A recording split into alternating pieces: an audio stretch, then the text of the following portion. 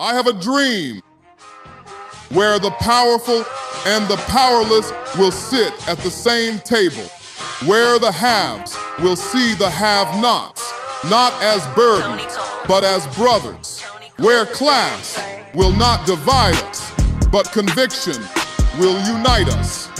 I have a dream that the oligarchs will remember we must all eat, that the brown-faced neo-colonialists will remember who they are and whose they are. I have a dream that fraternities will build beyond internal architecture into a national bond, that the walls of design will give way to the bridges of brotherhood, not a fraternity of symbol, but a brotherhood of substance. I have a dream that we remain focused, that we stay in our conviction and remain fearless, that we double down, fortified, to return this Bahamaland to the foundation.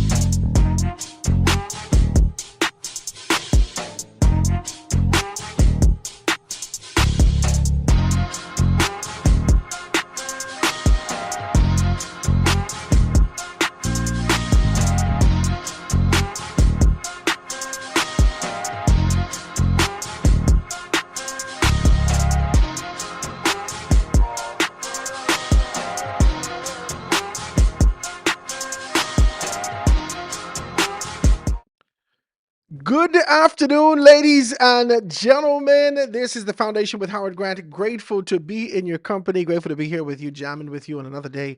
Grateful to be here in the land of the living. We're going to be talking a little bit about what's happening around the country, what's happening out here right now, and making a determination as to whether or not the temperature is ripe and right as it relates to being able to move towards a general election. I think that that's what's going to be happening. I know you guys are going to be able to talk a little bit about politics today. Hit me up with a couple of texts, 827-0111, 827-0111, if you want to be able to do something like that and get those things taken care of. I would love to hear from you as we're out here in the land of the living, just being able to talk about what's happening in our country and being able to kind of make a determination as to whether or not we're moving in the right course and the right direction. If you can hear me, just let me know. Hit me up with the text. The text again, like I said to you, 827-0111, 827-0111, and we'd be more than happy to kind of jam with you and have that kind of a good conversation with you today. Guys, there's a lot's been going on, and I'm always here, always grateful to be able to jam with you as you're just being able to observe some stuff. And in the midst of this observation, we're just trying to make a determination as to whether or not we are thinking the way that we should. Before we get that going, got to shout out my good, decent people over at Crystal Select. I can get that jingle, you know. I can get that jingle. I ain't gonna be like the fella who keeps saying tenderism and he ain't get the thing taken care of. Now, Massa got it, right? I'm gonna get that Crystal Select. Okay, good. So, guys, go down to Crystal Select, man. Get yourself some refreshing water. Get yourself these particular things. You want to do that, man. Find yourself in that position. Their water is not $5 and $6 a 5 gallon. Their water is $3 a 5 gallon. And well, I don't know whether or not he have variations in prices because I think he also does alkaline water. I'm not sure. But make sure you give him a call, 325-1416, 325-1416. Crystal Select, they're located on East Street South, just after you get over Soldier Road on the left-hand side. Everything 1, 2, maybe 3 buildings in. Right after that, kind of a green two-story L-shaped building. Right after that is a yellow big building right there, right in the front there. You need to put up some signs. Crystal Select, guys, he's out there and he's really been able to do a great deal of things as we are jamming and being able to talk about this. So I want you to go there and check them out. Check it out, see what they got to offer, and make something happen. We talked about this. We talked about the fact that you don't have to just be in this kind of a space where you are just looking for water. If you want to be able to be creative, if you want to be able to utilize this space in such a manner as though you want to be able to put your own logo on the bottle, you can do that. All these things can be done. So we want to encourage you to be able to go down there to Crystal Select, and they'd be more than happy to assist you in those areas. Guys, let me know if you could see me, hear me, feel me as we continue to jam the way that we are. I look at online now. Do I see myself? Yes, I think I do. All right. Just to be able to monitor it and make sure that we're in a good position. Oh, Lord, this thing's still glitching. Jesus. I do all kind of things to be able to make sure that this thing don't glitch for y'all. I mean, all kind of things I do to ensure that this thing doesn't glitch. And it seems as though it just has its own determination. Anyway, we're gonna fix this, and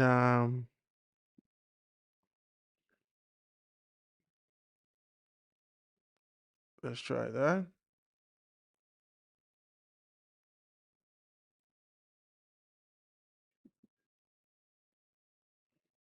Let's try that. Hopefully that fixes it, and that could be able to do some stuff like that, right? I didn't read up all on YouTube trying to figure this out. I give a hard line to my internet. I got all my Starlink working hard, trying to make sure that we get these things done. I'm not a professional in these areas. I can tell you, I'm here, and we are just now being able to ensure that we can do these things independently. I used to pay for all this before, but I got my own place now, for God's sake. So now I got to figure out how to. I got to figure out how to do this for myself. All right, so we can be able to talk about it, right? So we are here and we're jamming, and you can be able to see us talk about what we're doing here in the country and being able to make a determination as to whether or not we're making sense. Let's do that. Let's do that. Let's make a determination as to whether or not we're making sense out here where we are. I got to be able to talk to you like this because as I look around, I don't know what happened yesterday. I was driving um, yesterday morning, and in the midst of that, my phone pops off with a notification from ZNS. Notification from ZNS. I don't think I have. Think I'm show notified. Right? Spence. I think Spence would have been on at the time, or just before Spence came on.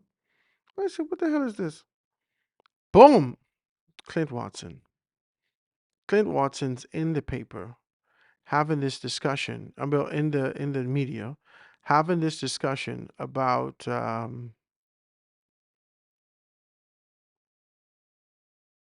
what's going on and how he tried to go down to Rhythm 102.7 in Grand Bahama, Rhythm, which is owned by Money Like Dirt, Rhythm 102.7, and trying to be able to get in there. Now, as he was trying to do that, um, he found himself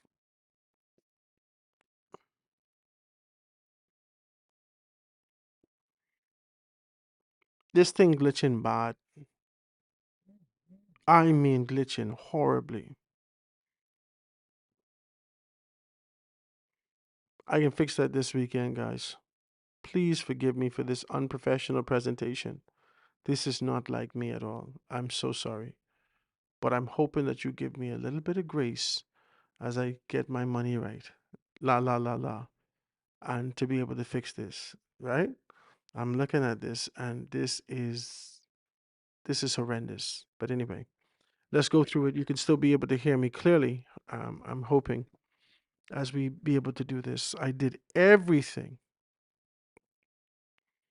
Listen, may have been all on YouTube yesterday. I can keep doing it today. I can figure it out. I will, shall, I must figure this out. All right.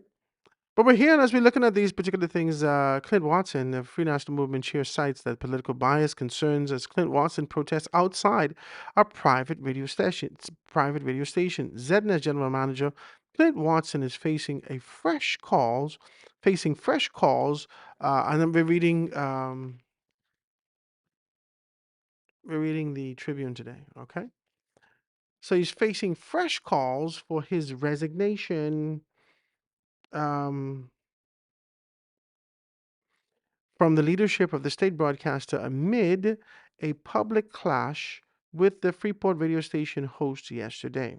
The call was issued from Free National Movement Chairman Dr. Dwayne Sands, who argued that Mr. Watson should step aside immediately, citing concerns about political neutrality and public confidence in the Broadcasting Corporation of the Bahamas.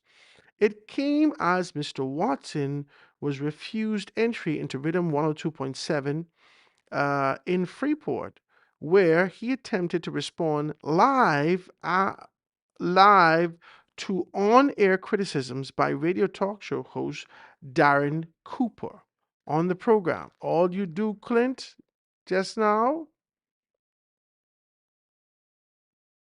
is put this man ratings up. I must have got to say something about you too, to get my ratings up. This don't Darren Cooper on the program. It is what it is. On Monday, Mr. Cooper lambasted the officials over reports of a dinner held for ZNS executives on the island, while many Grand Bahamians are experiencing economic hardship. Now,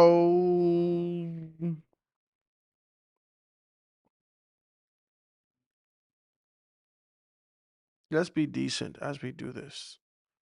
So, don't look at me. Just listen to me. If I glitch in that much, please forgive me. God knows. But we can jam and we can talk the way that we can talk, right? So let's do this, right?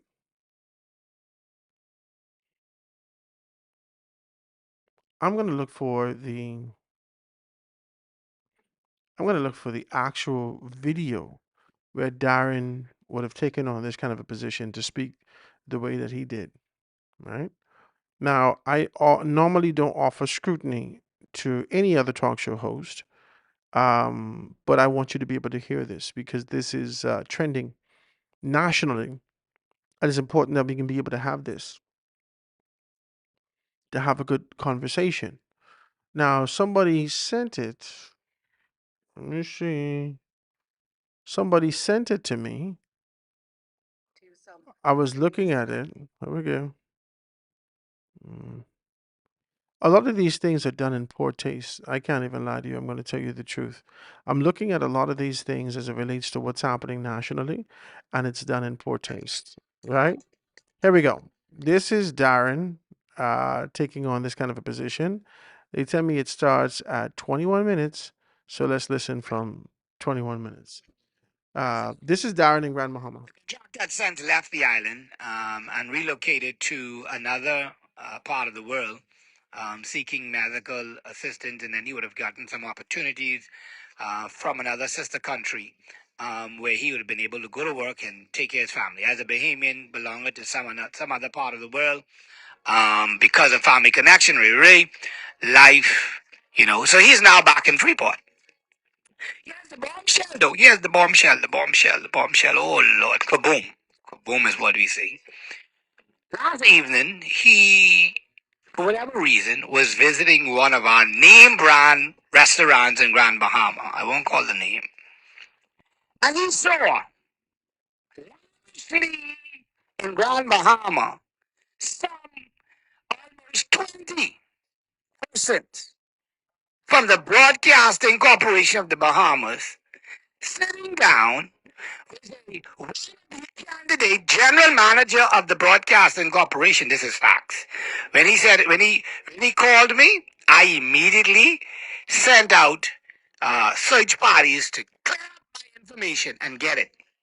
I then verified that they would have been to one of our most expensive restaurants, having racks of lamb, and expensive steaks. And I then confirmed that the individuals themselves, Grand Bahama, didn't pay the bill. The bill was paid for by you, the people. Once we are challenged in Grand Bahama with the mountain of issues of straw vendors can't feed their family and can't rent, and workers at the Grand Italian Hotel being sent home without paycheck. Clint Watson, desired candidate for Southern Shores, is racking up lots of lamb and steaks at our expense. And guess what? Only the executives, the big ballers of the corporation, was to this dinner. They say managers, executives. When he said it to me, I went and I started to check and everything, and I verified that they were there. And I could tell you that, if you go there by yourself, your bill can be but $200 and some dollars. Oh, And so you can Jesus imagine Christ. now, I ain't got to pay my bill. I can eat the steak.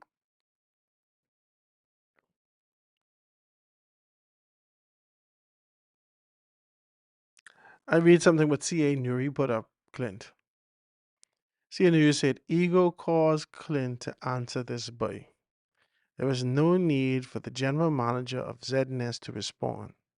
No need for him to use ZNS equipment and staff labor to pay Gotcha with a talk show host who is rowing about food. Corporation does not host dinner parties for staff at all. This is incorrect information. The last piece. Clint Watson took on this very kind of a strong position, right? um, a talk show who obviously is in defense of his political affiliation. But what I hate is when in our noble profession, establishments don't operate effectively and efficiently by the rule of law in this country. He's free to say whatever he wants to say, but I'm also free to respond to it. Now, when you talk about the Broadcasting Corporation or Clint Watson, I'm going to defend my name and the people who I represent. We came here, they refused to allow us to go on the air. Makes no sense. You want fair and balanced reporting, and you want to carry truth. You want to allow people to be able to give their side of the story. Running on about the fact that executives were out to dinner last night, and then they were in West End buying lobster, and then they were here for the weekend, and all of that good stuff. And it's a shame because of what's going on in Grand Bahama, and people are hurting, and we're spending money. It's foolishness because it's not true. Let's put it in context. The Broadcasting Corporation of the Bahamas employs more than almost 60 people here on Bahama. They've been able up for the general I said, election. All three major parties wrapping up. I think I touched the thing. They've been able to receive salary increases. They've been able to receive raises and promotions commensurate to what's going on in Nassau because they're that good here on Grand Bahama. Okay, go look for it yourself. ZNS Northern Services live yesterday. Clint Watson is being able to take on this kind of a position and talk about those things. Now, there's a lot of things happening simultaneously. I will give you a background. There are some crazy people that exist in this country. Crazy. Every radio station that I've ever worked to, and I've worked to about 4 major radio stations, they've had a they've had divisions, they've had doors, they've had barriers between the talk show host and the access to the talk show host and the general public. Because sometimes, people get, offended and so forth and so on. It has happened to me also. Now, you could sit down and wait until I finish with my show and then have a conversation with me, but the truth of the matter is that you can't come on air. There were some people who would call into the radio station, say who they are, and I would give them an opportunity. There were some people who would come in and say, Howard speaking about me. They'll call to me. I'll take a commercial break and I'll set up to be able to negotiate and, to be able to organize rather, to have persons come and sit with me. That's something that happens. It's a natural thing. This is not, is no two ways about that. This is a natural thing. Okay? If someone hears their name and they have a desire to be able to come up there and answer these particular things, then they come up and they answer. I have no problem with that at all.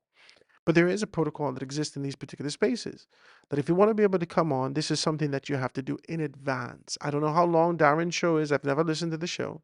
I don't know how long his show is. I don't know, I know that he was on Dove. He's no longer on Dove. He's on Rhythm. I don't know exactly what's happening there. And this live looked like it's 1 hour long. So I suppose that his show is a 1 hour show, being able to do those particular things. And I don't know whether or not he had anything structured to have that kind of a conversation. Didn't listen to everything. I went right to the 21-minute mark to listen to what they were actually talking about. So I didn't listen to a pre-conversation, a post-conversation. It's a lot to ingest. It's a lot to ingest because um, there is opposition. If you are aware, everybody knows Clint's position and his support for the Progressive Liberal Party, and those who know also know Darren Cooper's position and his support for the Free National Movement. Now, I don't know if that shifted, if that changed. Most recently, he was vying for a position within the Free National Movement and looking for opportunities to be able to do that, right? What the hell was that? Did you see that just now? Like the thing? I don't I don't know what that was. I don't know what that was. That's the first time I've ever seen that, right? So, like I said, I don't know exactly what's what. And I don't know whether or not, Darren Cooper was vying for a position for the Central Grand Bahama constituency, and Fraser Gibson got that. And I don't know whether or not he seems like he's still on board. He was indifferent at one point, not supporting the former administration in the person of Dr. Hubert Alexander Minnis, and some of the indifference that existed in there because some things have happened. Yeah, I think he had some issues with his business, and some things were happening, and he was just really agitating against not necessarily the FNM. Well, it felt like it, but more specifically with a postmortem, understanding that he was agitating and really advocating against Dr. Minnis. Okay, we accept it, we hear it, we know. So as a result of that and being able to identify those things, we just come to this conclusion and very clear understanding that there are opposing forces that exist here. That's just simple. Okay? And I'm sure people will say the exact same thing about me. Howard ran for the Free National Movement at one point, and because the PLP coming against him, he probably don't like the PLP. Or Howard ran for the Free National Movement at one point, but because he couldn't win and this and that, now he coming against the FNM. Whatever you design in your head, I'm only telling you the optics and the history that I know in this thing. That's it. And I know this. That's it. Okay. Listening to Darren's discourse and the justification of why funds should not be spent as a result of the economic deprivation that exists around me and ensuring that I could be able to mimic my environment. This is essentially what he's saying. Okay? That there's economic deprivation that exists around me. And for me to be able to ensure that I can be able to blend in nicely and never stand out, especially with the usage of the poor man's tax paying money to ensure that I fatten myself and continue to be able to eat rack of lamb and all these particular things. I thought that this was sort of reaching. I did. I really did. There's economic deprivation that exists in Nassau and Grand Bahama all over. Most recently, I had a private event, right? Can I say this? Most recently, I had a private event, December 17th, and we brought the Prime Minister over. We cut the ribbon. We had a band playing. We had tables drop. We had picture. We had this. We had that. We had a hell of a lot of things that cost us money that we did not have. And no money come from elsewhere. Nobody give me money for that. You understand? My partner and I, we had to come up with this cash. This was a hell of a lot of money to ensure that we can be able to feed. It was just under 100 people that came, right? I want to tell you about 60 people came, right? and they came through. I had to pay for the food. I had some favor with persons doing the preparation. I want to be able to shout out my good, decent friend Ephraim Jones down at Garden of Eden. The food was superb. We had the best of the best. It was great. The food was great. You understand? It was good food, right? Christmas time. It was a festive time. Everyone enjoyed themselves. They had 4 and 5 plates. People carried food home. We had wine for days. Yeah, it was beautiful. It was a great event. It was a memorable thing that we can be able to etch in our minds to say that we've done this and we want to be able to celebrate. We want to break bread with people who afforded us an opportunity to be able to get these things done. Guys, please don't fight me as I'm glitching my guts out. All right, we can figure out how to fix this glitch, right? So let's just be very clear about this. All right. This thing cost me a hell of a lot of bread. Can I say this to you? A hell of a lot of bread. I could have buy 2 cameras. I gotta fix this glitch. I gotta because we're opening up a we're doing this. We're doing this. There's equipment that I haven't purchased yet. I supposed to be up on air. There's all these particular things, but I believe it was a necessity for being able to have an event to show persons not only that we have business, but to show those persons who supported us that we can break bread together and that I have an appreciation. And I want you to know that this is where we are and this is what we're going to be able to do. We want to showcase our stuff to the Bahamas. And so for the staff and for all those persons who would have assisted, I wanted to do that. We wanted to do that. And we did. And we did. Despite the tribulation that exists around us, despite the strategic space that I exist in this space, and persons who may not have even eaten on the side of me, I don't know. I don't know. But I'm saying to you with clarity and a very clear understanding that I don't necessarily mimic my environment. I'm not a chameleon, and I will not camouflage into the backdrop of poverty and brokenness. I will stand up, stand out, be bold, and speak those things as though they are. Uh, I will speak those things with clarity, with determination. I will stand, I will move with conviction. Now, with Clint's explanation, is that the executives have not been honored for 4 years. And this was an opportunity to do that. I see nothing wrong with what Clint did in terms of recognition of those persons who would have committed themselves to service. Despite the deprivation that exists in Grand Bahama, when you turn on your TV, you get news from ZNS. You get talent that sits in the front of the camera, behind the camera, in the front of the microphone, behind the microphone, that provides you with something that you can be able to ingest daily.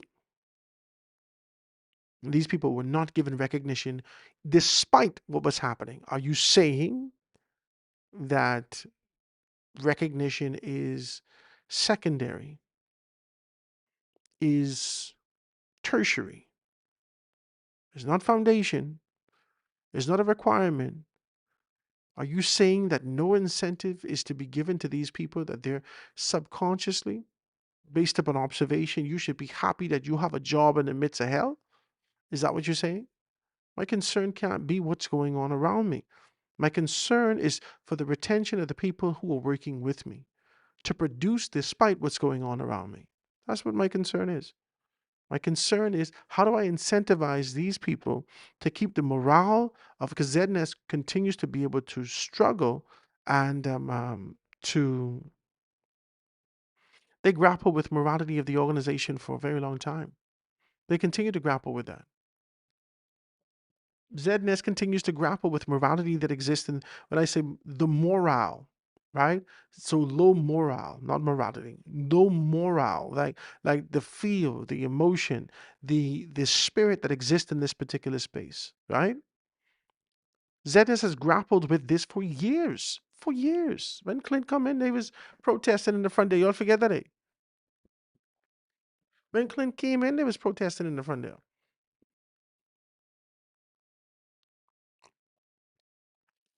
They hadn't been paid. This one hadn't been paid. All these things. Most recently, you would have been able to see them sign an agreement with Executive Chairman Picewell Forbes being able to champion this course to indicate to you that this is what we've done for the very first time, that you can be able to see something like this done. Yeah, yeah. All of these things have been done, and people want to not only celebrate the people who are with them and who've worked with them and who have been able to support them and getting this particular polished news, this professional news out on a day-to-day basis for national consumption. They simultaneously want to be able to show you, watch me, that I've done something. You can't fight them for that. No, you can't fight them for that.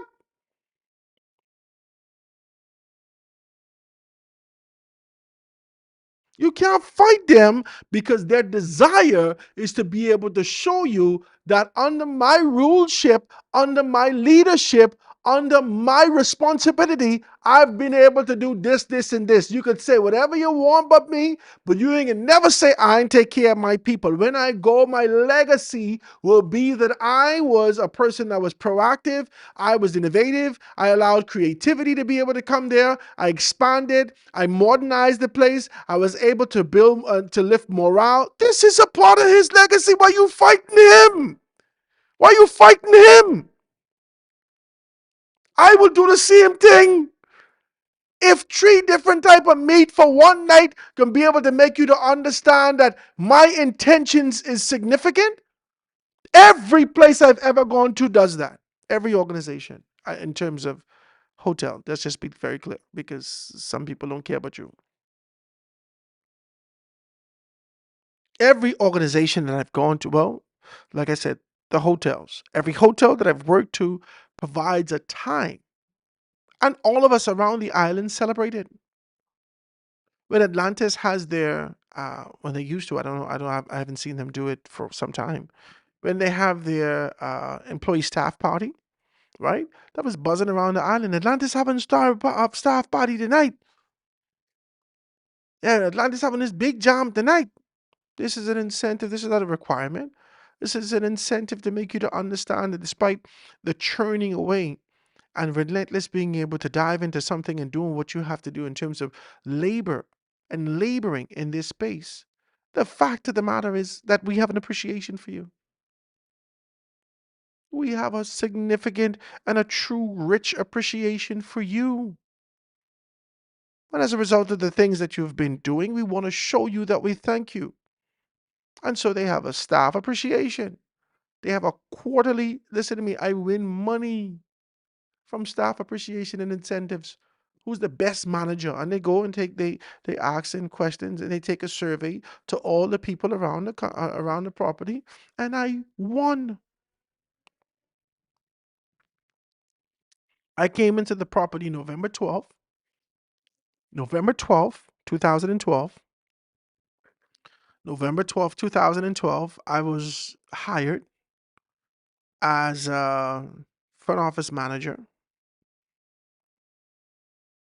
right? I wasn't the director, I was one of the managers. Front office manager at it was Sheridan at the time. It was when the Sheridan was here, at the Sheridan. And so I got in, and between November 12th and December 9th, I won between November 12th. This wasn't even 30 days. Let's call it 27 days. Between November 12th and December 9th, I won Manager of the Quarter. I've been to 27 days, and I won Manager over the last 90 days. I won that. They gave me $500. Jesus could tell you I needed that. I just come from Grand Bahama. I was broke. I had no money. I had to send money for my wife. I was making money with these people. I had to get my car. I needed that $500, and I just started on ASU so I could be able to put some money together and do all. I needed that $500.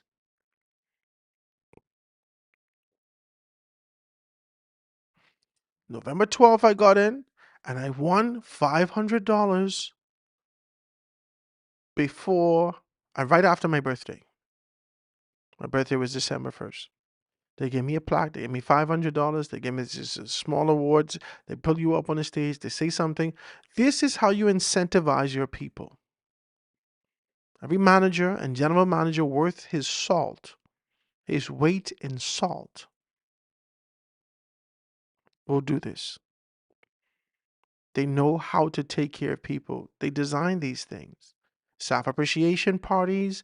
They have fun days, beach days, being able to see people collaborate beyond the work environment, being able to see people work together. Spoon and egg race and hop and sack and so forth and so on. Every organization worth its its weight, worth its salt, worth its spit, worth its name, does this. Every organization does this. Everyone, every organization who seeks sustainability, who seeks growth, who seeks development, who has an appreciation for the talent that exists in that space, every single organization does it. And it ain't nothing one or two locker ram gonna do nothing. Come eat the locker ram. Every single organization does this. Everyone. Everyone that I've ever been to. Everyone. Every single one. This is nothing new. And Clint, since he came in, sought to be able to lift the morale in the organization as a general manager. Since he came in, he's done everything, including try to be able to give you a fresh new lineup. He's done amazing as it relates to the aesthetics of the organization. It's more pleasing to look at. They don't have this green hue as over the. Come on now, talk to me, Jesus. You remember one time you used to watch? You thought we was looking through the Hulk eyes. Everything was green coming out of ZNS. Now the graphics are clean and fresh. These things are in 4K. They're on various platforms. They're accessing these things. We can watch behind the scenes when they're trying to be able to laugh with each other. They don't know why their accounts department don't hurry go do their job and pay these people, so forth and so on. We laughing and we watching together. We've also seen that in the Ministry of Works. We've seen that in various ministries. We're now seeing Zane take on a prospect of being able to do media and social media in his particular capacity as the Minister of the Environment. We're watching. We watch the Office of the Prime Minister take on a very strong position and provide your sense of accountability, transparency, and forwardness as it relates to the time and the era that we're in. You got to deal with these people, man. You don't think that everyone knows that there is tribulation that exists out here? You don't think that everyone knows that it's a hard knock life? You don't think that everyone knows that it's hard to be able to be out here? You believe that because of what you can see around you in Grand Bahama that there's any difference in Nassau? Do you know the amount of butane cans that come to Nassau on a day-to-day basis? Do you know the amount of noodles without here these people eating? While they're killing a hog and an ostrich around the corner, these people got to eat noodles and sniff the air and then bite the noodles and imagine how the ostrich should taste. Deprivation will always be with you. The poor will always be with you. But should that stop me from being able to break my alabaster box and wash the feet of my Lord and Savior? It should never stop you. Huh? Should that stop me from being able to pour my perfume and wash the feet of my Savior? For the man who I want to pay homage to, should it stop me? It should never stop you. If that's the case, you would have never got out your damn bed. I can't even get no amen. If you are consumed and you are manipulated by your external environment and you wish not to move based upon an external position, uh, if you wish not to move, I can't even get no amen. If you have decided that based upon how your environment look and your desire to be able to blend in like a relentless chameleon wrapped in camouflage, that you want to blend into your environment, that you dare not stand out, then you would have never get out your bed. If that's the case, you should have never been speaking on the radio, Darren. If that's the case, you should have never gotten a job. If that's the case, you shouldn't be renting a car. If that's the case, you shouldn't have aspirations to be able to move and to climb in society. How is it okay for you to have these aspirations to climb, to move, to live in the being, in your being, and to pursue the pinnacle of your intent, your potential? But anyone else does it, how dare you do this and these particular things? Come on, man. If you've ever worked in corporate environment, there's finances that are set aside to ensure that these things are taken care of. This is a part of the budget annually. Annually. Annually. This and training and everything that you don't see is a part of a corporate budget to ensure that there is this kind of equilibrium that exists in the organization. There is a very clear understanding of what needs to be done in this space. And so I don't believe that Clint did anything wrong. What I do give Clint wrong for is responding. Now, I know that this may be a sensitive time. I know as a result of the position that he's in and being able to show himself as an aspirant and being able to go through these particular steps and seeking to be able to climb the political ladder socially and doing what he must, I know that this must be a sensitive time for him. Hello? And so I know that because emotions run high and the necessity for being able to ensure that you can be able to correct these persons as you are, potentially going to seek votes, you want to make sure everything's straight. Yeah, I understand. I understand. I understand. I do understand. I understand.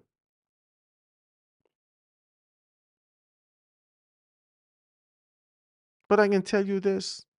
You got to answer everybody, eh? This wouldn't have been nothing to talk about. Nobody in Grand Bahama could vote for you in Southern Shores if you get that constituency. Nobody in Grand Bahama could vote for you in St. James if you get that, or Kalani if you get that. Nobody.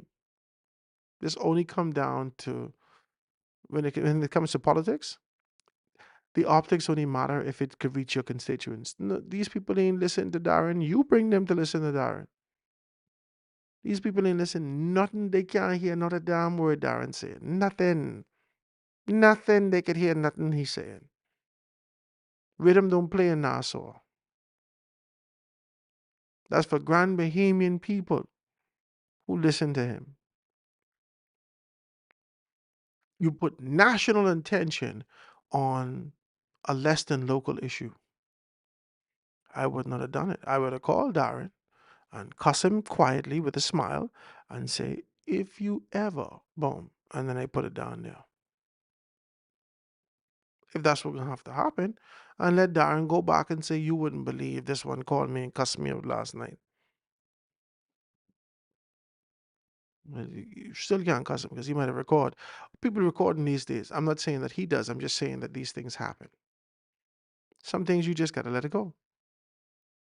Just got to let it go and move towards your objective, your goal, your focus, your commitment. That's it. That is it. I don't see nothing, anything wrong with what Clint did.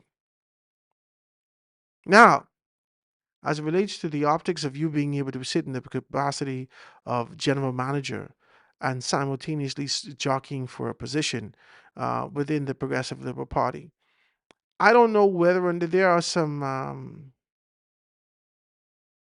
This is a nuanced position. I couldn't tell you, yeah, you should quit your job. No. I couldn't do that because the only reason Obi would have quit, the only reason Fred would have quit,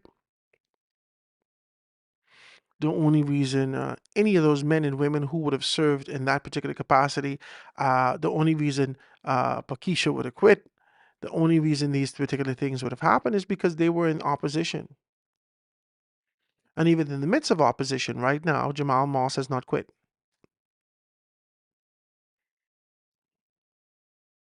Clint Watson is well aware of his aspirations, his ambitions politically, now and in the past. He's already articulated without fear of prejudice what his future desires are, and he works for the Corporation of the Bahamas. Jamal Moss. There has been significant chatter about the prospect of being able to see Jay Philippe on the FNM's ticket. Jay Philippe works for ZNES or the Grand Bahama, being able to do whatever he's doing. We don't know whether or not he's aspiring to those things. I think we would have come across one or two things on his personal Facebook page to be able to indicate that there may be some fire to the proverbial smoke that exists to say that he has a desire to move in one direction with the FNM, but he still has a job. I don't understand what you're doing. I don't understand what you're doing. I do not understand. You understand that? See, there is the theoretical concept that exists out here that says that theoretically you should quit. Theoretically, as a result of the position that you hold working for the state, you should quit your job. But it's a contradiction because when the FNMs were in place, this wasn't a part of the conversation at all. The FNMs were strategically nestled in a position to support you. This wasn't a part of the conversation at all. All of a sudden, because it's me, you need to get fired. No consideration was given when all of us was locked down in our house and our parents die, grandparents die, friends and family die. We can't go see them. We can't do these things. But yeah, somebody could bury a dog. I mean, I just want to be clear. For Jesus' sake, I only want to understand. What the hell is going on here? I know sometimes this is a necessity for political fodder and being able to bring it to the forefront and seek to say something, but God, for God's sake, you're making me tired. You're making me tired. And I looking at this, and I don't understand what this is.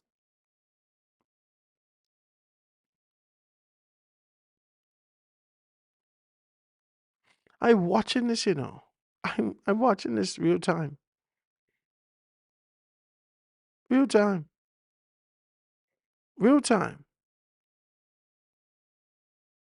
And for a learned, poised, acclaimed man like Dr. Minnis, for some of the faux pas and the steps that you would have and the dong that you would have stepped into politically and otherwise during your tenure, if we move by the principle of what Darren is saying, if I was you, I wouldn't say nothing at all. Because you yourself have a stench that continues to be able to rise, the aroma rise to our nostrils from your feet. Because you've stepped in poo yourself. You have, Shannon has, Dwayne has, Michael Pintard has. But are we going to continue to be able to revive that? You and your private practice, despite the fact that you may not necessarily be the most adept and equipped as it relates to political campaigning, victory, and the execution thereof, you still aspire. Nobody fighting you. If Clint get the thing, I know he can step down. If he don't get the thing, where the hell you want Clint to go after this?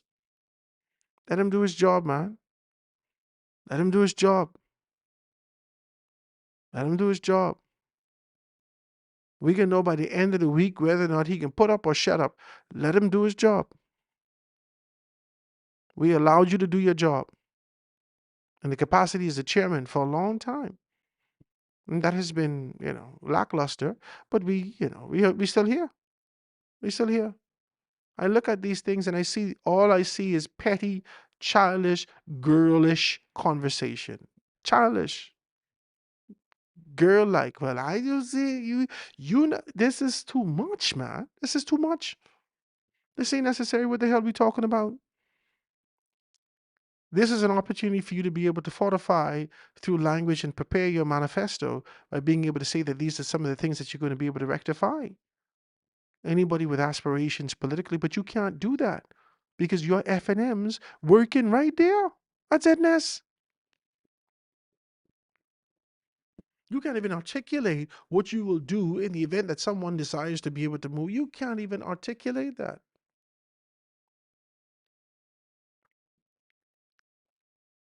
Especially if you find someone in the position that can be able to assist you. Oh my God, you make a great F&M candidate. You out here on the radio at ZNS. Let's see if we can be able to help you out. You're not going to tell them to quit their job at ZNS. These people need to eat. Everyone needs to take care of themselves. Despite the fact that you would like to use them, people need to take care of themselves. Anyway, when we come back, we can have a further conversation and talk about these things. Several PLP nominations, races heat up as we continue to be able to identify these things. We're going to take this quick commercial break, guys. I'm going to be right back after this. Taking Bahamian music to the world. This DJ Sampler, hit that subscribe button like a goatskin drum. Hello, Ricky, this Johnny Gate, man. Listen, don't believe they're trying to keep us locked down. They don't want us to go outside and kill man till a good reggae straight, man. That's sweet music. You know why they go there. You know when they go there, it's kill man. Watch this. When the music plays, I'm the first one to dance. Sexy gal gon' whine on me while my rum in my hand. Reggae spirit so sweet, don't think you understand. I go in to mash up the place every time I go by the farm. I always get catch, drinking till I lose and I wet. Nobody gon' watch me if I can't bad and I sweat. On your market set, drunk but I ain't missing a step. Man, if you ain't feel the vibe, then stay over there by yourself. When Reagan's great return, I can dance, I can sing, I can wave my flag. When Reagan's great return, I can drink all the rum, I can get on my. When Reagan's great returns, I can dance, I can sing, I can wave my flag. When Reagan's great return, I can drink all the rum, I can get on my. Get him, Ricky! Just give me the Reagan's great. Beat that drum and scrape that red. I get scrapped inside Long Bay. I like to fish with Johnny Cake. I say, just give me the Reagan's great. Beat that drum and scrape that red. I get scrapped inside Long Bay. I like to fish with Johnny Cake. I say, just give me the Reagan's great. Beat that drum and scrape that red. I get scrapped inside Long Bay. I like to fish with Johnny Cake. When the music plays, I'm the first one to dance. Yo, bust it, bass sampler, bust it, Reggae spirit so sweet, don't think you understand. Man, wanging on woman, wanging back on a man. I always get catch, drinking till I lose and I wet. Nobody gon' watch me if I can't bad and I sweat. On your market set, drunk but I ain't missing a step. Man, if you ain't feel a vibe, then stay over there by yourself. When Reagan's great return, I can dance, I can sing, I can wave my flag. When Reagan's great return,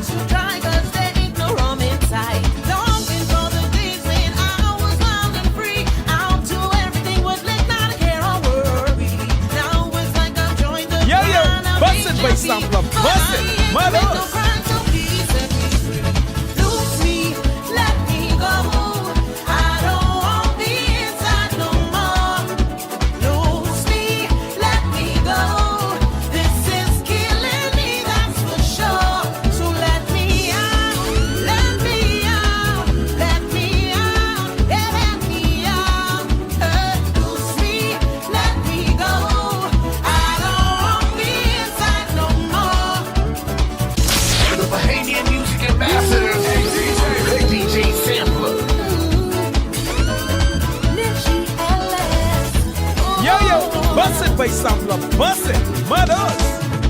It's 3 a.m. and I'm waiting for the sun. Lost track of the days, man. Lucky this ain't no fun. Cell phone in my left hand, TV on my right. My mouth acts too dry 'cause there ain't no rum inside. Longing for the days when I was wild and free. Out to everything was lit, not a care or worry. Now it's like I've joined the clan of HMP, but I ain't commit no crime, so please set me free. Loose me, let me go. I don't want me inside no more. Loose me, let me go. This is killing me, that's for sure. So let me out, let me out, let me out, yeah, let me out. Loose me, let me go. I don't want me inside no more. Loose. And we're back, ladies and gentlemen, jamming with you. Hope everything is well. Hope that you guys are good as you continue to be able to move like we're doing. I'm hoping that we made modifications to this lag, this relentless lag that exists in here. And I'm hoping that you could hear me and we continue to be able to do the things that we have to do in this space. If you have any problems, just give me a text, guys. Just let me know exactly what's what. And I'll be more than happy to try my absolute best to fix this for you whilst we're out here. All right. So yeah, man, this is where we are. This is where we are. This is where we are as a nation, as a people, as we continue to be able to go out there and do what we have to do. This is just what it is, right? Guys, I'm gonna try one more thing. One more thing. All right, let me see if I can do this.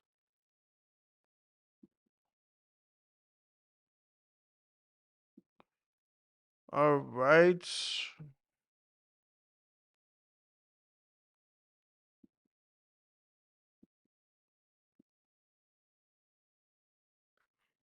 Let's try this and see whether or not this is going to assist us.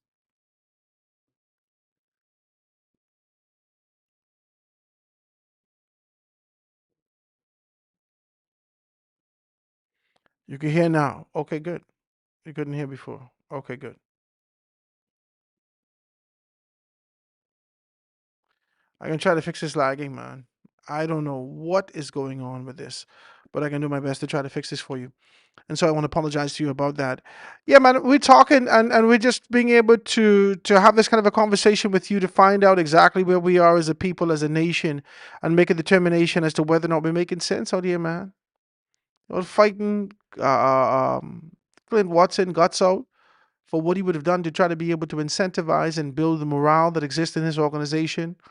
You want me to be able to fall into line with the environment of depression and the idea that I must reflect my environment to be able to maintain the status quo of Freeport doing bad? What the flip do you want? Not in a bad way. I just want to ask you the question, what the hell do you want? What you want? I'm not out here defending Clint Watson. I thought it was foolish. I wouldn't have never say nothing to you. Never. Never. The 17 people who would have heard you say that, they continue to be able to hear you.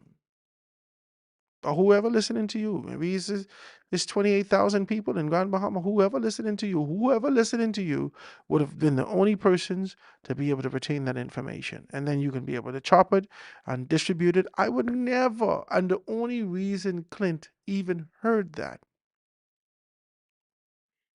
and sought to respond to that is because he was in Grand Bahama. Clint, you should not have had. You should not have. I tell you right off the top, you should not have at all. You should not have. I disagree with you. I disagree with you. Your approach and the necessity for being able to say something and do something, I disagree with you. I'm not going to fight you. You know, you do what you got to do, but I disagree with you. I do. I would have never said anything. Never. Never. I played dead stupid. Oh, you said something. Oh my God, I didn't hear. And hear every word you say, every syllable, and every breath you took while you were saying it. I could tell you about the inflections in your voice and the frequency that you use, all that, because I listen in good. But I can never respond to you because I have a job to do. There's some people who never respond to me. Well, I don't expect them to. There's some people who call me quietly and cuss me, and I expect them to. There's some people who talk about me to others, and I've come to accept that from them. And it's okay. It's okay. They got a job to do. I got a job to do. And the two should never meet. Amen? Yeah, man. Ain't gonna be no intersection unless I invite them on my show and they decide to be able to take an invitation. Some people who have been horrible at doing their jobs. Horrible. Some people have been horrible nationally at doing their jobs. At the head of corporation, as presidents in various capacities, uh, working in various areas. There is so much content for me to be able to grab hold to and say it. And when I decide to talk about these things, some people are offended. In fact, if I know I can dig in, I'll call the person and say, hey, listen, I'd like you to come talk with me instead of me talking about you.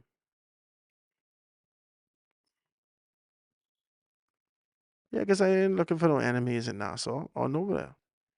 I'm looking for no enemies. You understand? If you hear me take on a strong position about a particular person, they know this is how I feel. I then call them and tell them.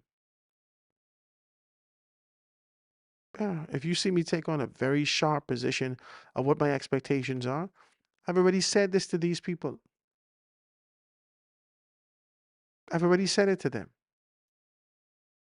I've already had a conversation with Dr. Dwayne Sands. I've I've publicly criticized his political posture, position, and placing as the chairman of the organization. And people think I hate him as a result of that. I don't. I have no. Why would I hate Dr. Dwayne Sands? That doesn't even make sense. It doesn't even make sense.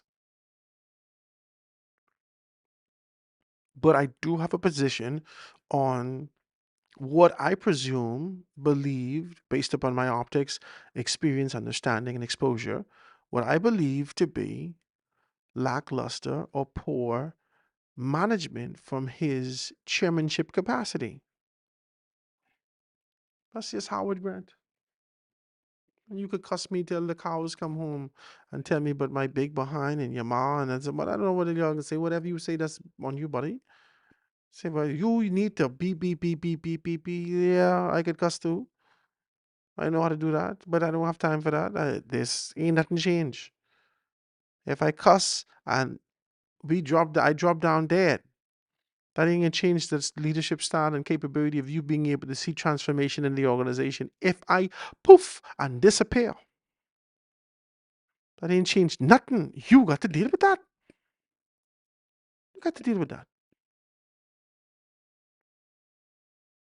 And what I'm saying is that there should be consideration that we shouldn't have to deal with this as a nation, as a people, and you as an organization. But you won't cuss me and you think I hate the man. I don't hate nobody for what? What I gotta hate him for? What I gotta hate him for? What I gotta hate him for? I don't have a jealous bone in me. In fact, you know, for far too long, I don't even think I cared about a lot of things. I only focus on what I gotta deal with. I focus on what I gotta deal with.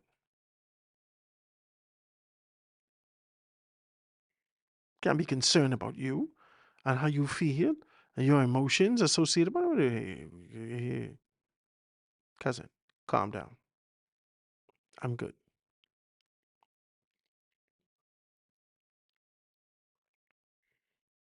I look at this and I just try to make a determination as to whether or not this makes sense, man.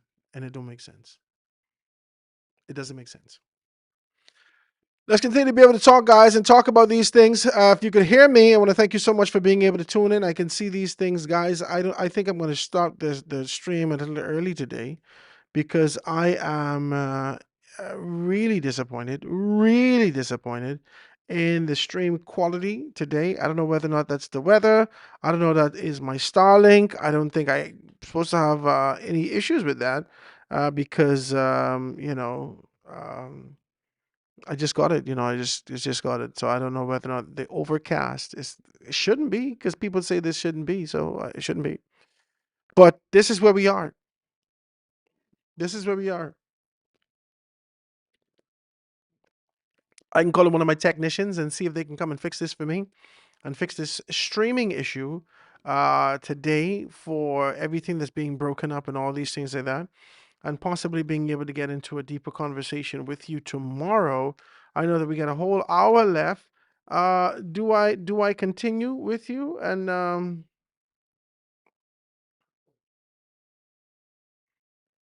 have this kind of a conversation with you about the several PLP nominations? Can you hear me? Is it okay that I go on and talk about these things, or is it so bad that you want to be able to stop? Talk to me. Somebody text me and let me know. 827-0111, or you can be able to hit me right up here and tell me exactly what's what. If you could hear me good and we could talk, then we can talk. Then at least we can be able to be on record with that particular perspective. But if you want to be able to, Howard, the Ligon is too bad. I like it. Let me call the technician in, and so we can be able to fix these things. You let me know where we are, and I'll wait for your response to see where we are and make these things happen. Okay?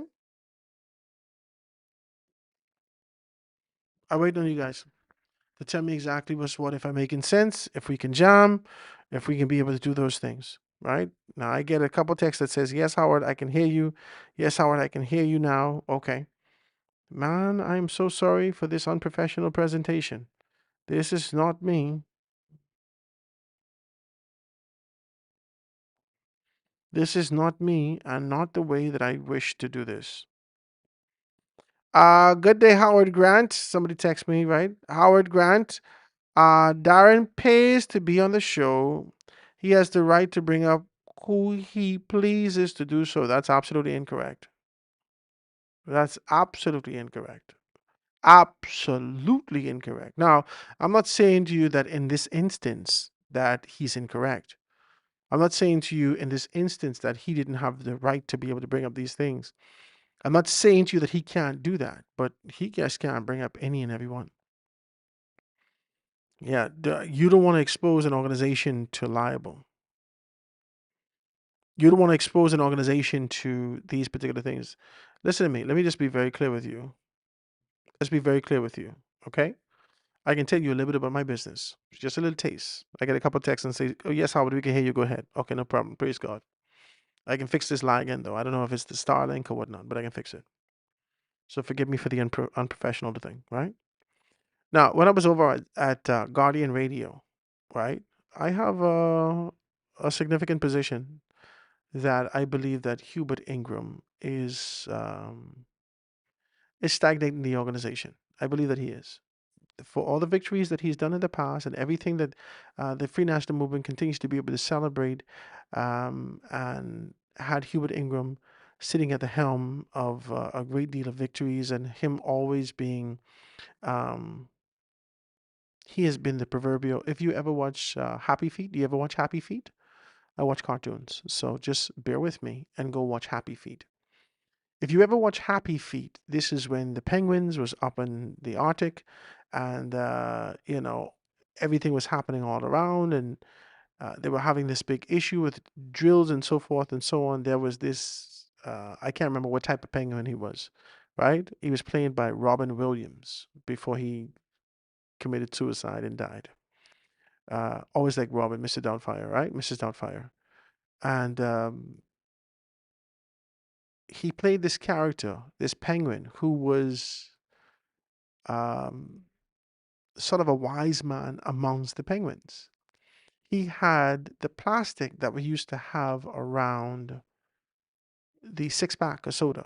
You remember that? You remember the plastic, the rings that we used to put around the 6-pack of soda? He had that plastic around his neck. And as he grew, the plastic was suffocating him.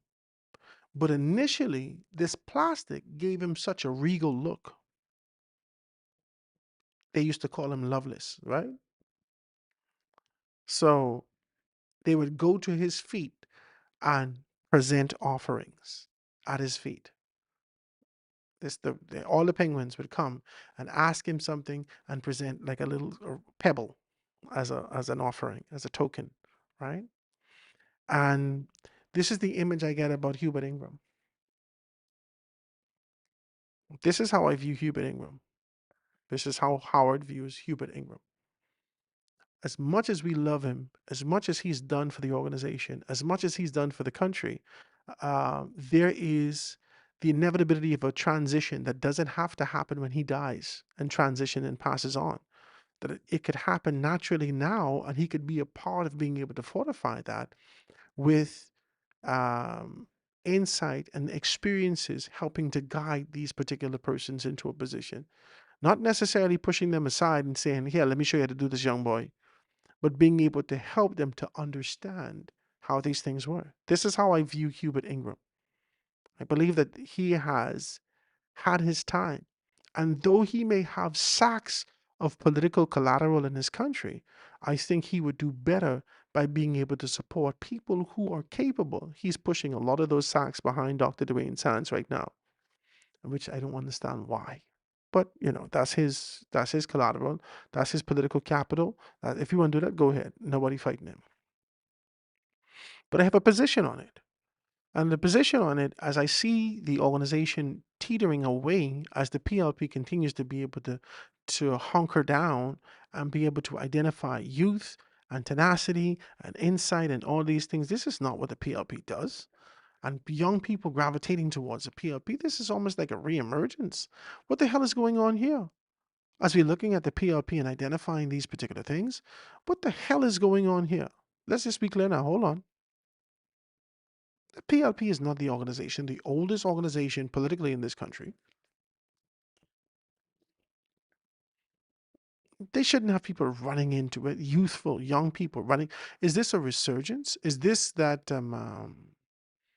that cycle that life is? That, the revolution, the revolving that life is, that you go through a particular time. As the PLP come back to the point of restoration and revolution, has the PLP now reemerged and understood the fault of their ways, the folly of their ways, and made modifications, and being able to identify youth and put youth in there, and being able to create policies and identify these things and support people? I'm looking at this, and I'm looking at the FNM and the PLP as I contrast them, and I say, how the hell did PLP get all the way out here with giving these things, even the optics? And I don't know whether or not this is optical illusions, but even the optics of being able to be progressive. They're embodying the progressive liberal party. And the Free National Movement is moving through Howard Grant's observation.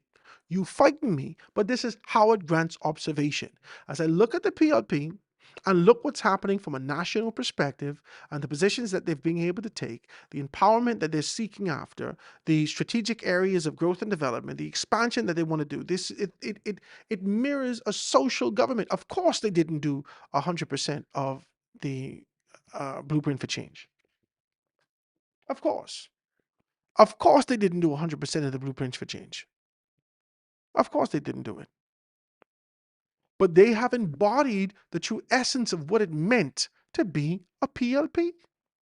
And this young generation is now feeling that.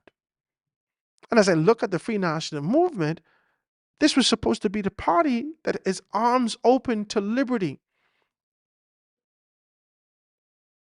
to independence, for growth, for development, where democracy thrives. This is the organization that does that. This is the organization that houses the free PLPs, The pursuit of liberty, the access and opportunity that they can be able to do these things without restriction, without bias, all these things. This is what's supposed to exist in the free national movement. This is what I knew that existed in there in 92 when I started to understand them. This has existed in 97. But it seems like they haven't evolved with time. Or they have strategically placed someone at the helm, whether spoken or unspoken. They've strategically placed someone at the helm that's taking us back a generation. With the decisions that they've made, is taking us back a generation. And as I look around, I only see the proverbial thumb of Hubert Ingram. I said this on Guardian Radio. I said this on Guardian. And I get cussed for it. And I get cussed for it. So yeah, you could call anybody name you won't call. You just got to deal with the consequences. You see, I hear my own, and look how God elevate me. I told you, anytime I move from someplace, God has take me up. So I moved from this place. I am my own studio now. I'm doing all I have to do. We're about to go on air in a couple of weeks. So you can be able to hear us on air live on our own radio station. But there are consequences to your actions. You just call people name.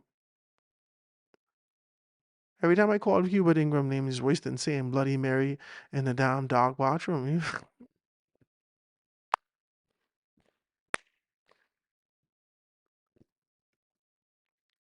So it's like saying Beetlejuice, Beetlejuice, right? Howard, you don't call that name, you know. Oh Jesus, you don't call that name. With their bottom lip shaking, vibrating. Stop it! Stop it! All of us as grown men. Yeah, I know, but that.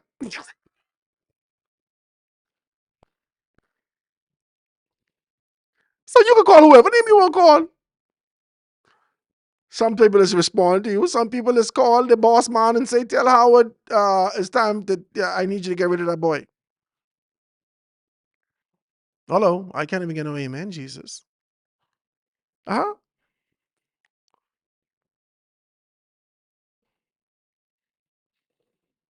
And I understand that. I understand the position that I sit in. And I understand the determination I have, the convictions that I carry on a day-to-day basis. And so I put myself in the position, even with my own station. You think I can sit down here and have a conversation with Hubert Ingram? With you? I try to justify all of what I say. And even if you agree with me, I promise you, MCMs used to call me and say, Howard, you ain't wrong, you know, you're right. But you can't say that about Hubert Ingram. Why? How come we could say it about Jesus Christ, but we can't say it about Hubert Ingram? Well, no, Howard, just certain things you just can't say.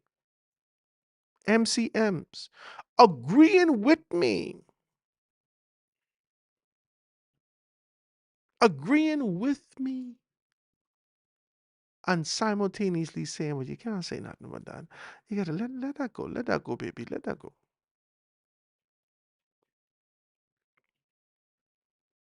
This is where I am. This is the position I am, and this is what's happening in the country. And so I just take on this kind of a course in being able to have a very clear conversation for growth and development and understand the importance that whether or not you make this decision, this is a decision that needs to be made. I don't think what Clint Watson did as it relates to being able to take the people out, whether it was ostrich or a zebra or rack a lamb or being able to eat the ivory, right? Or from an elephant's tusk, I don't know. I don't know. I don't know. The delicatessen of being able to eat the back of a lion and the tiger's ribs. I don't know. It don't matter. These people deserve recognition. FNM, PLP, indifferent. They work for the corporation. The corporation, I don't disagree with what Clint did. Now, everyone's not necessarily going to view it the same, especially if you would have heard Darren's position. I would not have responded to that. That didn't, in my view, as I listened to it, it didn't make sense to respond to. We don't know what audience Darren is cultivating. I don't know. I don't know. If you're listening to me, I'm not cultivating an audience of idiots. That's just not me. That's not Howard. I'm not doing that. I'm not out here looking to be able to fan the flames of idiocy and stupidity and perpetuate the idea of and expand the idea of some asinine posture and position. That's just not, I'm not into that. I'm not in, now there's some people out there who are into that. Listen, I just listen to them. I swing across it there to Jesus. Oh God, but these people talking about again today. Woo. They seek to fan the flames of idiocy. That's what they want to do. They would like to be able to amplify, highlight, and use a bullhorn to let you know the minute concepts of what's happening out there and stretch that thing like putty into some big issue that all of us should react to. It happens. It happens. Okay? It happens.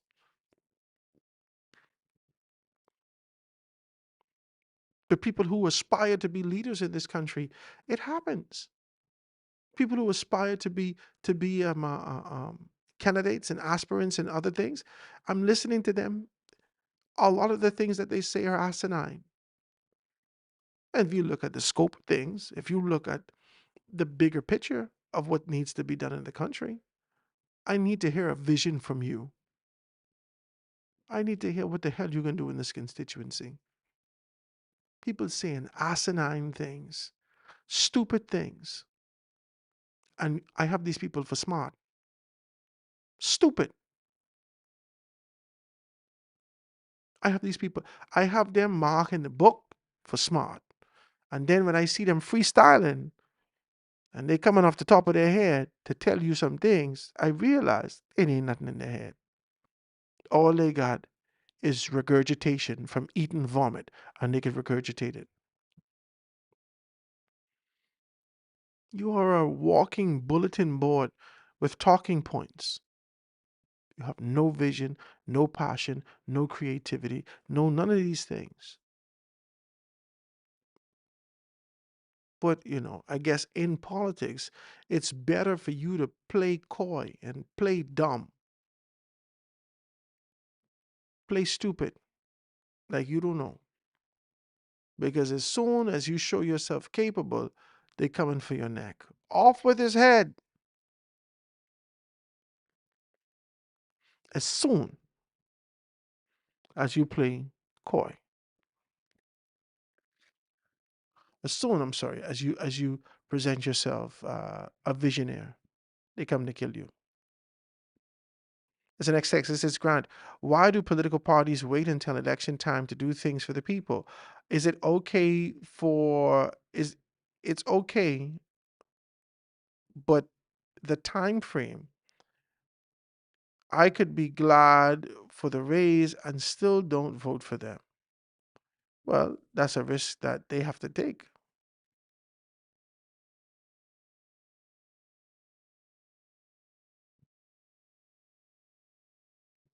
That's it. That's just what it is. I don't want none of us to pretend like we don't live here. Don't pretend. Don't pretend like we don't live here. Don't do it. Okay? Let's not do it. I have a love-hate relationship with the government of the Bahamas. The government of the Bahamas. I don't mean the PLP or the FNM. I'm talking about governance and the way that the government runs the country. I have a love-hate relationship with them from my own standpoint. But as I grow and I grow in business, I have a greater understanding. Okay? My wife has worked to customs, has worked for the government. Let me put it like that. Because she just don't want me to. You don't tell nobody. Okay, so sorry. My wife she has been working in the government sector. Her mother, who passed, has been working in the government sector for a very long time. Very long time. Remember, I first got there in that particular sector. We were young, very young. She's been there almost 20 something years, 20 something years. We were very young when we got there. And so I've always had this sort of an idea of being able to climb in society. I've always. That's just what I do. It's just what I do. No matter what space I come in, I work, develop, uh, perfect the one thing that I'm doing, and then look for an avenue to move up. I don't care where I am. I expect to be moving up out of this section in less than a year. Every single time. And if I don't get a promotion in 1 year, I leave it anyhow because I feel stagnant in this space. This is how I've been throughout my career. So, with that spirit in mind, when my wife initially got her job, I told you about this several times. I asked her, do you see any path for upward movement, upward mobility in the company? It was more than one thing. It was because, we young. I needed to make some good money so I could make some good. I needed to make some good money at the hotel. We could be able to come together, put our monies together, purchase this, do that, and get some business. So I started asking her some questions. I was very young. I was about 23, 24, and just asking, what do you see? What do you?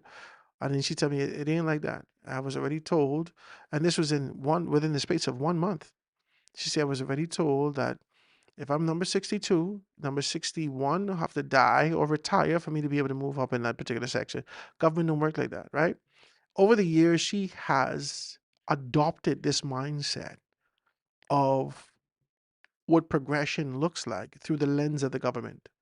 I flip and I hate the concept of how government gauges and develops its persons internally. I hate it. I hate it. I hate it. I hate it. I hate it.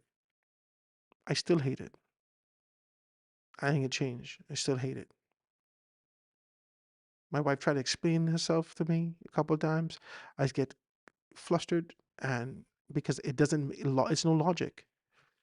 There's no logic, especially when it comes to her checks and her money.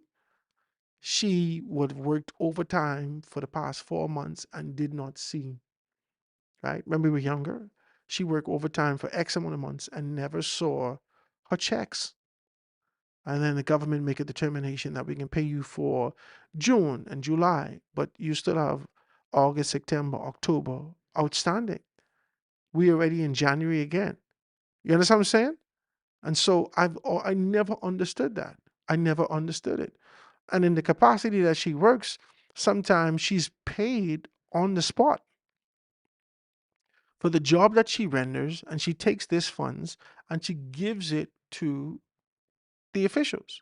And as a result of being able to give it to the officials make a determination, they put it in their coffers, they, do whatever they have to do, and then they determine when they can be able to release it back to her. I never, never understood this. I never understood this. And there is a culture of acceptance within the government sector that says the outsiders don't understand, but we understand, and we've been conditioned that money don't spoil, and God is going to release it to me just when I need it. So you have to incorporate science, you have to incorporate faith, you have to incorporate a little bit of folklore, everything when you're dealing with these particular things, just to be able to appease your mind, your brain, that you don't blow a tube, burst a thing in your head, trying to figure out when the hell I can get paid for my things. I never understand government. And then I start to work for myself. And if I owe a fella $1,600 and I give him 800 and I gotta wait until the next piece of money come for this, and this, I now understand. And then the fella calling me Mr. 50%. And I disappointed because I wanted to give him 100% up front. I wanted to give him 100% up front. I did. I don't want to owe nobody. Nobody telling me that.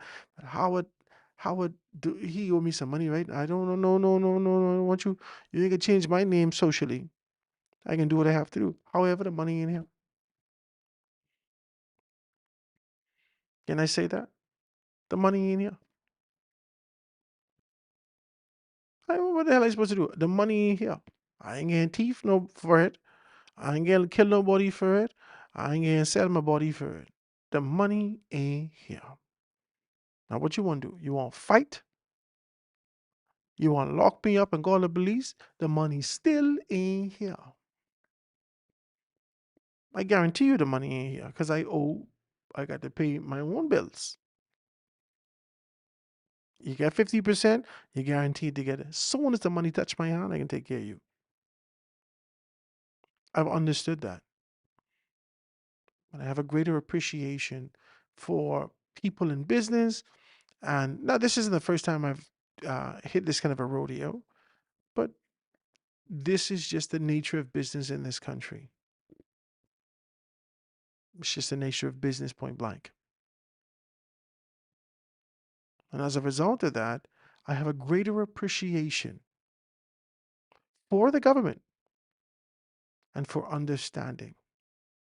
The government has cultivated a culture within its sectors and its uniform arms to understand that when the money is released to you, the money's still good.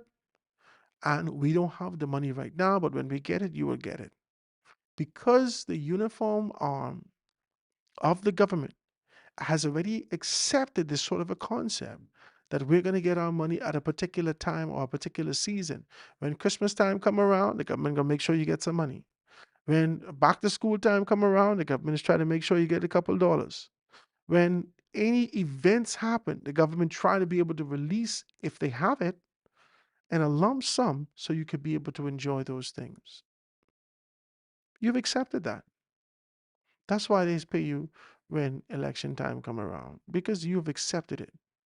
They've cultivated this culture. You've accepted this culture. The FNM does it. The PLP does it. Whoever else would do it, especially if they don't have the capital to do what they need to do right away. And that's just what it is. I hate the culture. I don't understand the culture in terms of sitting in the seat of necessity. You need something now, and these Negroes ain't giving you money yet. I don't like that.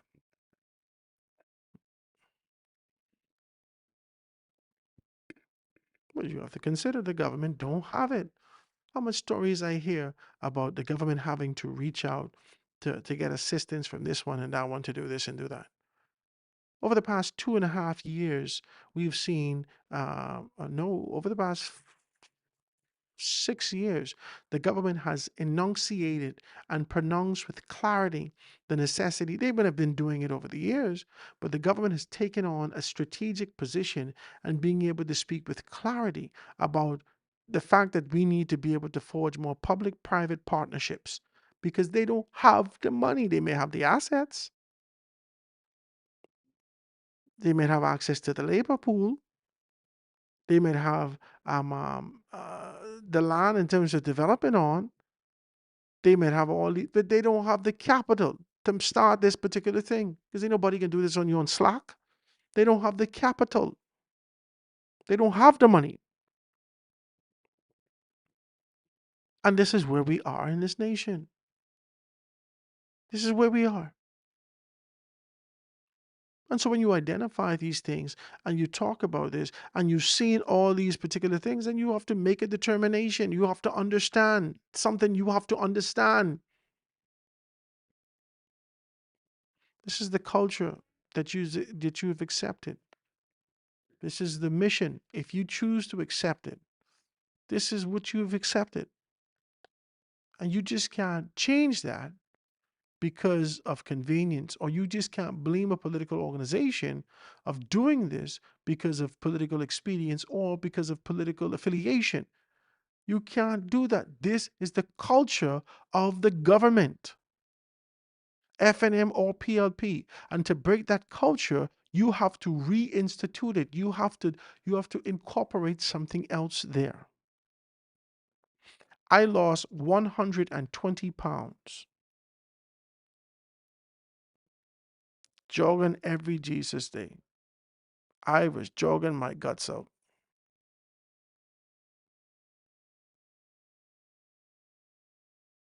Yeah. You say, I know exactly what you're talking about, Howard, especially when I came to promotions. I suffered for close to 40 years. Let's talk about changing cultures and shifting cultures. I I was on a Mayo Clinic diet at the time where you only eat eggs and meat and eggs and meat and eggs and meat and eggs and meat, and you put acid in that to kind of break it down in your system. So I used to eat eggs and meat, and then I was supposed to eat a 6 ounce of a half of a grapefruit or 6 ounces of a grapefruit juice. Well, I never could find the grapefruit, so I used to get the bluebird cans, right? You should see anytime I'd have a whole case of the small bluebird can. They're a small little hard one. You remember you used to play football with that, and it hit you and it crack your head open, you're bleeding, right? Well, boys know what they're talking about. Men know what they're talking about. Anyway, so I used to get a whole case of the bluebird, and I used to put it in my car. I had a Hyundai wagon, right? I used to put it in my car, right? So anytime I'm eating, right, I could just kind of grab a can and take it with me and eat with that. I drink so much of that damn thing. Let me tell you something. All my teeth, all the enamel on my teeth. You see this yellow? This stain from that, huh? I scared that if I bleach it, because I won't bleach it. I scared that if I bleach it, my enamel is going to be worse. At one point, it was horrible how much acid I drink. Over the course of 6 months, I lost 120 pounds in 6 months. I'm very disciplined. When I tell you I can do it, I can do it. 120 pounds in 6 months.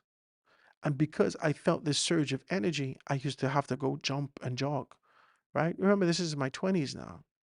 And I wasn't having sex regular. I had to get this energy out of me some kind of how. Praise God. This is before I was married, right?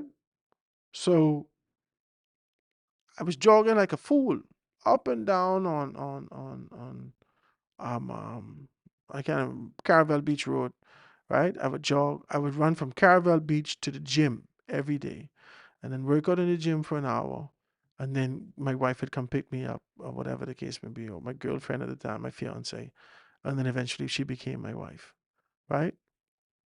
And listen to me, I bust my behind. I bust my behind. God could tell you I worked so hard. And as soon as I stopped with this regiment and I sought to go back to what I did with a whiff as I passed the bakery, 10 pounds.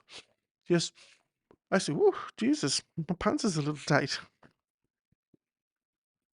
I'm telling you the truth. I'm not lying to you. I'm telling you the truth. But I want you to understand something. I'm getting to a principle for you and with you. Okay, I tell you all the story based upon what you said to me.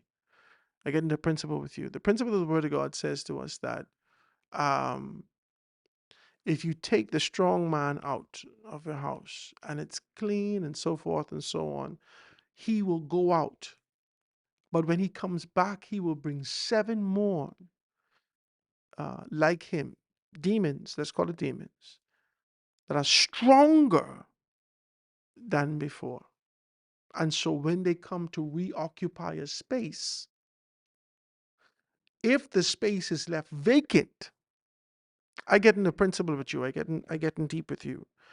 If you do all of this, let's call it prayer, let's call it the regiment of being able to cleanse after you've gone through fasting, you've done everything, whatever you would have done to be able to make modifications, but you do not replace.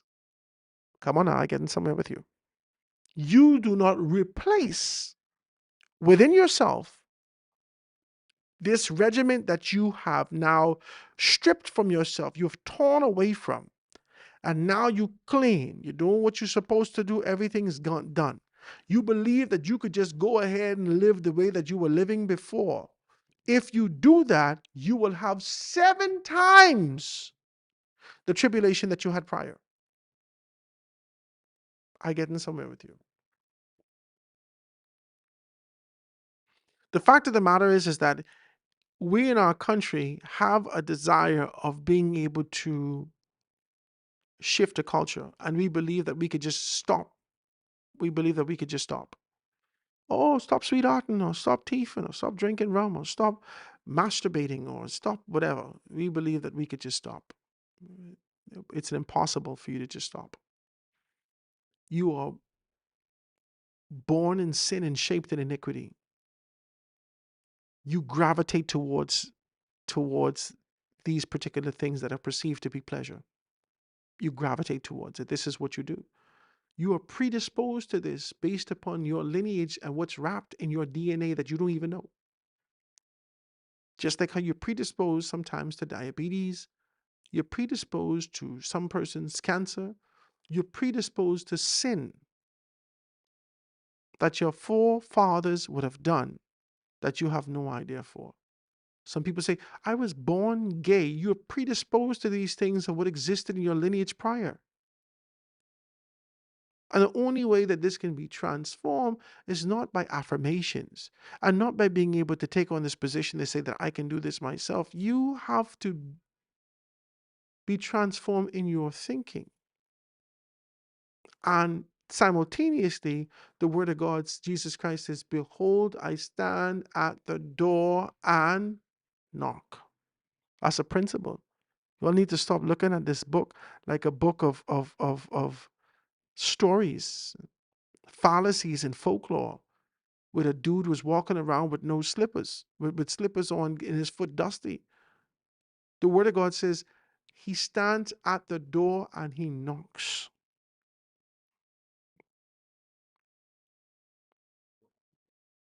And the only way that he can be let in is if you ask him to come in.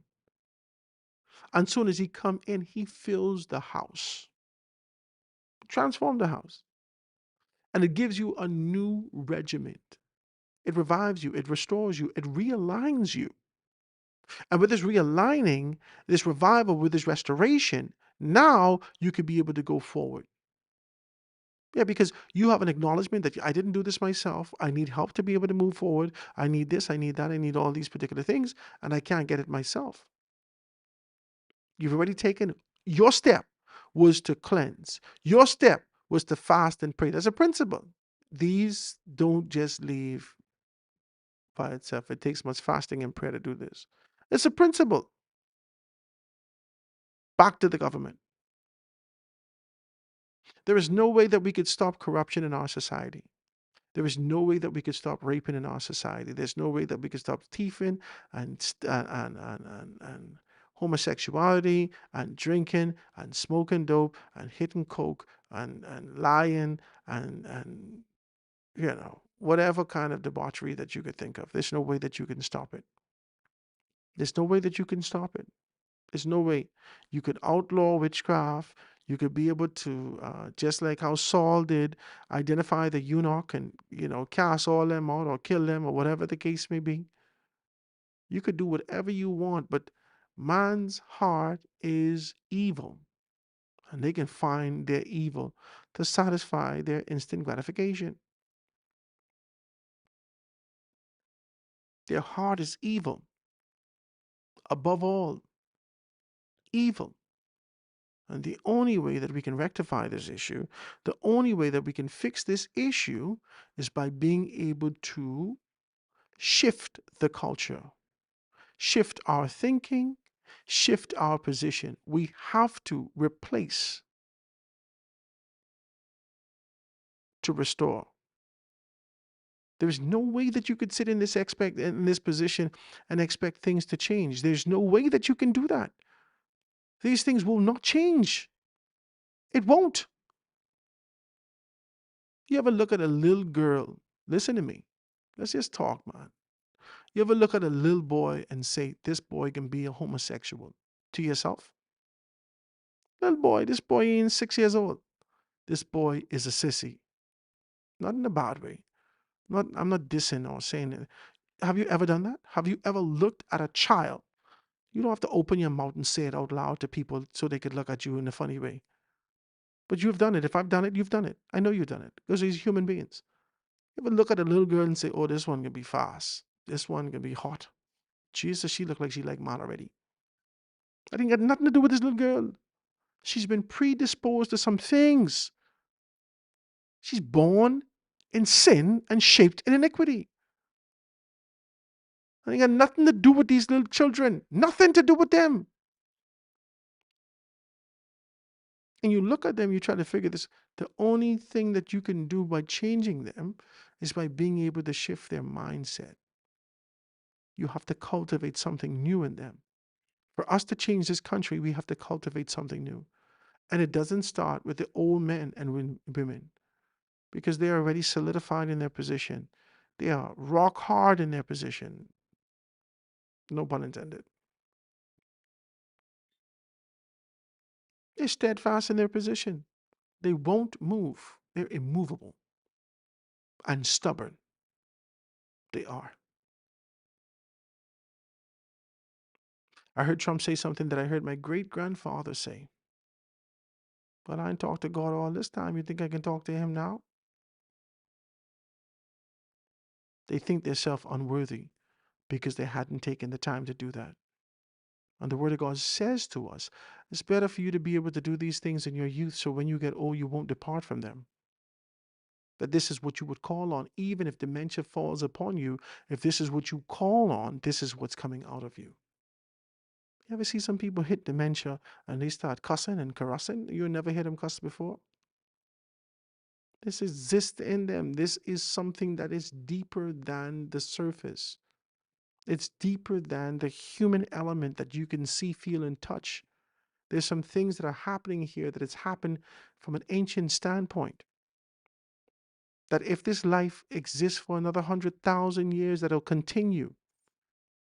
And the 6,000 years prior that has been going on. This is what happens if there is no transformation in these particular spaces. When we talk about renew, when we talk about revive, when we talk about restore, that is getting back to a space that we've forgotten.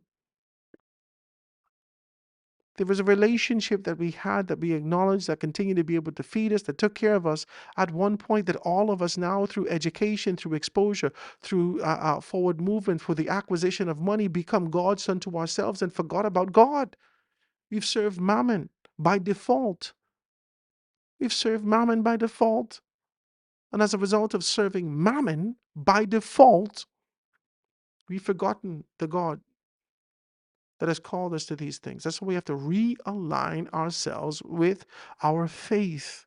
That's all this is. That's all I'm doing. Seeking to remind you. And seeking to remind our government about the commitment that they made to the Bahamian people. But an idea that existed that was whispered around the country that you can be anything now. And you need to be exposed to the fact that even though you would have said these things to us, you fell in line with doing what your predecessors did. Those who suppressed us. We got to fix this. We got to fix this. We got to fix this, baby. We got to fix this. And get ourselves to where God called us to be. Well, that's the show today, guys. I want to thank you so very kindly for being able to tune in with us and kind of jam with us. We've just been talking about what we're talking about. And I still didn't get to this kind of a several PLP nomination races and whatnot. Wayne Monroe throwing some underhanded stuff as well, I guess that's what is expected. I helped her. I gave her a job. I gave her a position. I helped her with a nomination last time. I helped her get this. And I said, Jesus God Almighty, you got to remind this woman with lowness. Lowness! Whee! That's why I so want people help me, you know. Ah, I said, why? Listen, listen. I little prideful, Pride is good before destruction. But sometimes I prefer to sit in the darkness before I ask some of these people for help. Because soon as things don't go your way, because I'm supposed to serve you after I get this little piece of help now. But as soon as you believe again against you, you got to remind me, oh, Jesus, how would you forget? I had to feed your wife for you, eh? You forget? What you mean you feed my wife, sir? Oh, I pay for them things for you. I give you money that time. Oh, Jesus, God Almighty. It don't matter how much money you give him back. That coming. That coming. Everybody ain't got integrity.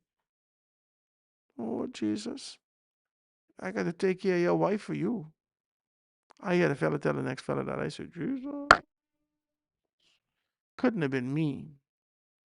Your intestines would have been on the floor, all over the floor. You had to hold them and try to put them back in you. No, boy, couldn't have been me. I'm simply saying to you, when I see this level of politics, it only stems from what exists in you long time. No matter what you try to polish and present, there's something that exists in you at its core. Like, for instance, if you make me mad, you will see 8 Bar Rock in me.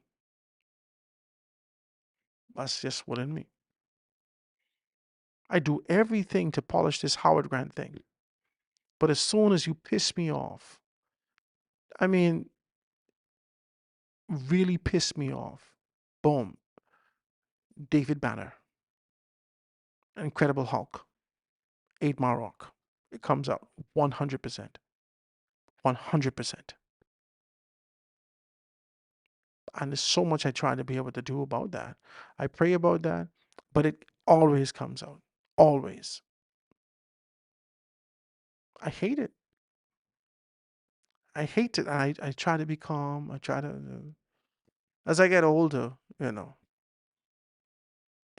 don't have as many episodes. I got to call it an episode because I become enraged when you get me angry. I could kill. Not in a bad way, not like like literal. Well, I hope not literal. I'm telling you the truth. I gotta pray about that. I gotta ask for transformation. I gotta ask for intercession. I gotta ask for intervention. I gotta ask for God to be able to step in to transform these things in my mind and my heart. I gotta ask Him to take these things away from me. I feel like Paul in some instances the thing that I wish I would do, I don't do that. This thorn in my side. Well, I want to thank you guys so much for being able to tune in with us today. I want to thank you for jamming with us as you continue to be able to talk about where we are in this country. And I'm hoping that we do that with sobriety. And I'm hoping that we don't do that through the lens of being able to identify the indifference that exists in others, to amplify that, but to understand that we are all living. We're all men and women. And we have a responsibility to understand our part also. I don't know why we always see in the negative that exists from an external standpoint without a very clear understanding that it is our responsibility to do what we can with what we have. I can't come over there and clean your house, your yard, and take care of your children for you. I don't live over there. I live over here. I can take care of my children, clean my house, my yard, and do what I have to do. And hopefully my children, when collaborating with your children, will create and foster an environment of decent children well into the future. That is the objective of society. That's the objective of community, rather. Yeah, we foster relationships and familiarity. That is culture, that is community, that is relational. You understand, I understand. We have a standard of which we live by. We move with clarity to that. We can have children and teach these children these standards. It becomes a part of our culture, our community, an expectation for this environment. And that's what we're supposed to do. Thank you guys. I want to thank you guys so much for being able to tune in with us. We're going to jam again tomorrow. God Spare Our Life right here on The Foundation. I have a dream where the powerful and the powerless will sit at the same table, where the haves will see the have-nots, not as burdens, but as brothers, where class will not divide us, but conviction will unite us. I have a dream that the oligarchs will remember we must all eat, that the brown-faced neo-colonialists will remember who they are and whose they are. I have a dream that fraternities will build beyond internal architecture into a national bond, that the walls of design will give way to the bridges of brotherhood, not a fraternity of symbol, but a brotherhood of substance. I have a dream that we remain focused, that we stay in our conviction and remain fearless, that we double down, fortified, to return this Bahama land to the foundation.